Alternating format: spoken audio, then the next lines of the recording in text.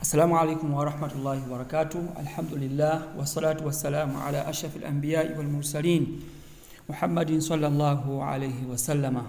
Abooluganda tugenda mu maaso n'okulaba ebisiibula eby'omulembe guno nga ebiseera ebyedda ebisinga obungi tebyaliwo oba byonna bye tunaabanga tukonyeeko tugezezaako okukoonako insha Allah.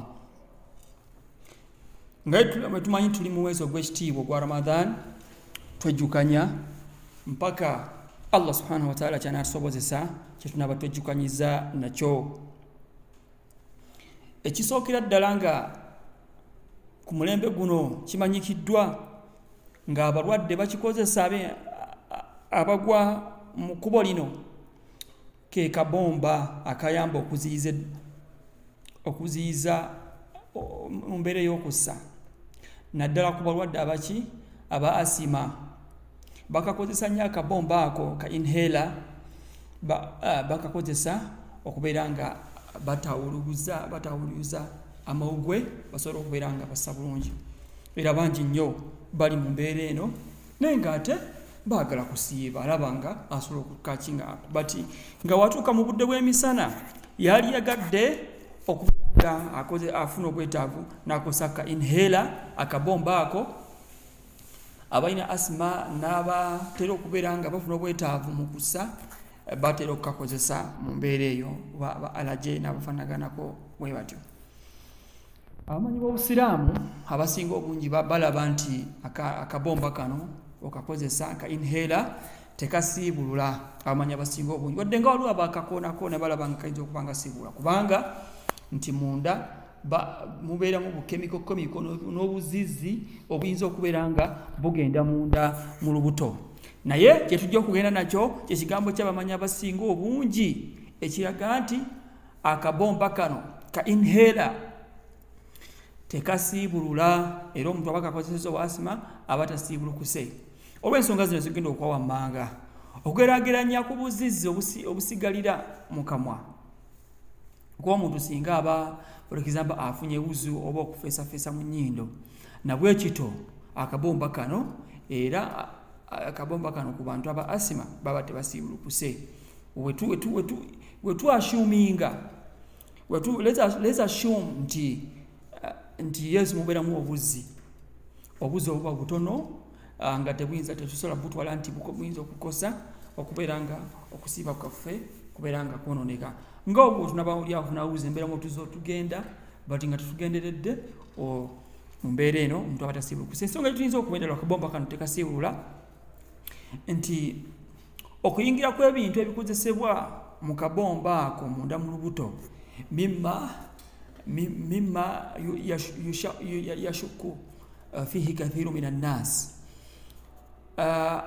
Okuba nti omuntu aka inhaler ako wekakozesebwa kuba asima n'abantu abalala okuba nti mubeera obuzizi obuyingira mu lubuto obutuukayo kiri mu bintu ebiriko question mark ekyaliko obukakafu obw'amaanyi nga tetwalaba nti principle yaffe gye twalaba etutegeeza nti kyonna al-yaqin la yuzalu bishak. Obukakafu obujjudde 100 ku 100 tebumenyebwawo na kubuusabuusa. Kati ati obuzi bulimu okubuusabuusibwa obwaddala butuka mu lubuto ne tubanga tufunamu nti akantu ako tekasiibulula. Ekirala akabomba kano tetusobola kugamba mbu kafaanananga emmere oba ekyokulya kyonna oba amazzi ebikuusa wabula tuyinza kugamba nti kafaananamu empiso ezitali zino ezikozesebwa. Akabomba kano kafaananamu empiso eziyinza otukubibwa bati nga teziri mu biriisa wabula zikola bukozi birala ebitiibwa n'ensonga endala.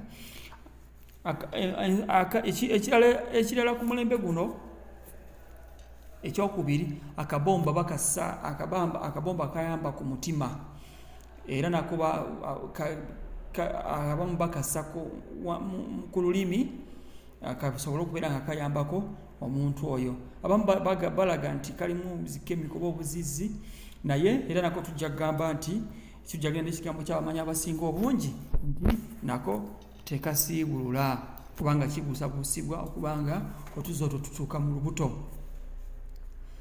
Namba 3 ekyuma ekikebera munda mu lubuto nga naye bakiyisiza mu kamwa.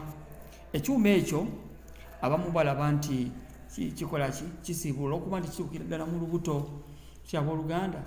Kale n'ensonga gye tujja okugenda nakyo nti naye nga bwe tubanga bwe twetegereza ennyo tusobola okugamba bwe tuti singa kiba tekituuse mu lubuto,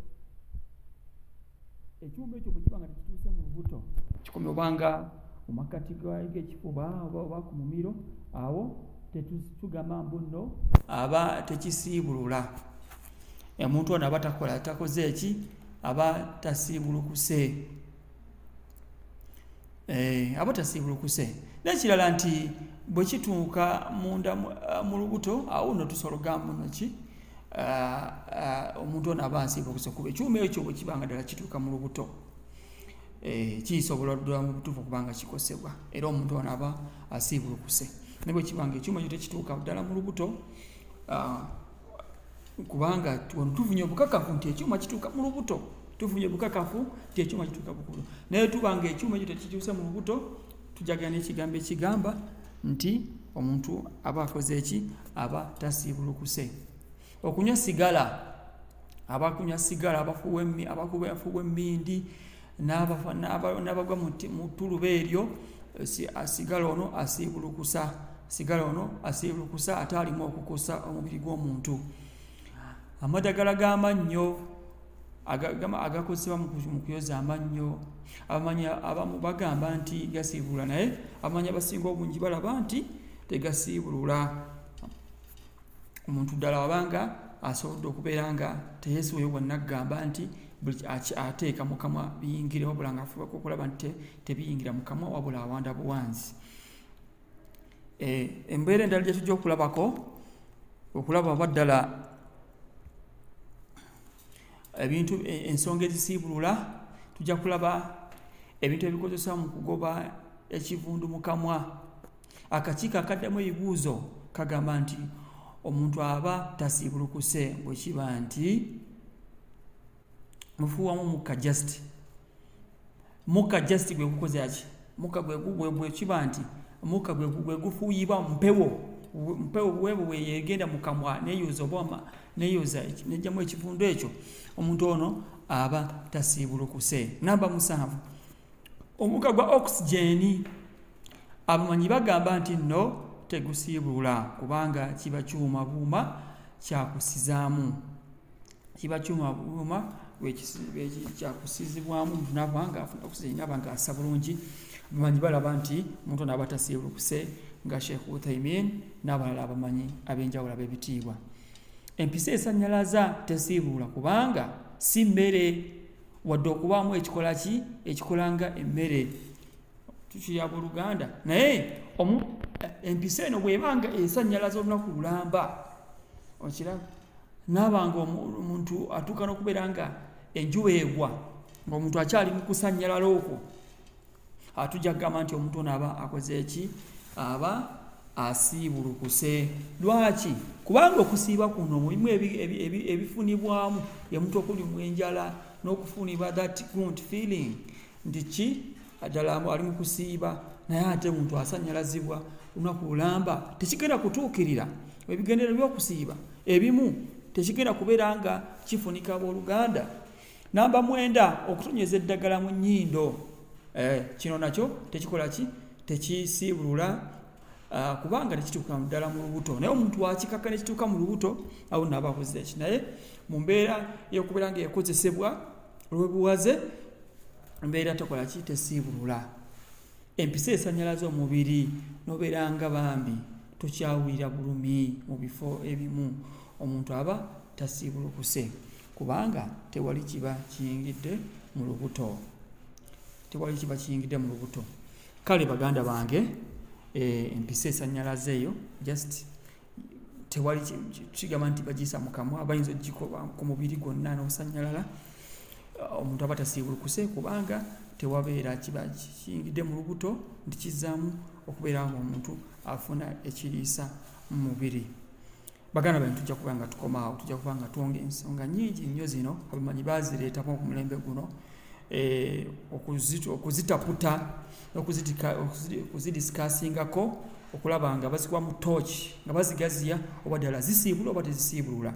Ezisinga obungi abamanyi bazikoonako nga balaba tezisiibulula, abamanyi abasinga obungi bayinza okuba nga waliwo percentage entonotono nga 20%, but abamanyi abasinga obungi majority of Islamic scholars balaba nti tebisiibulula. Tujja genda mu maaso nga tulaba ensonga ezinabaziddako. Abooluganda, assalamu alaikum wa rahmatullahi wa barakatuh.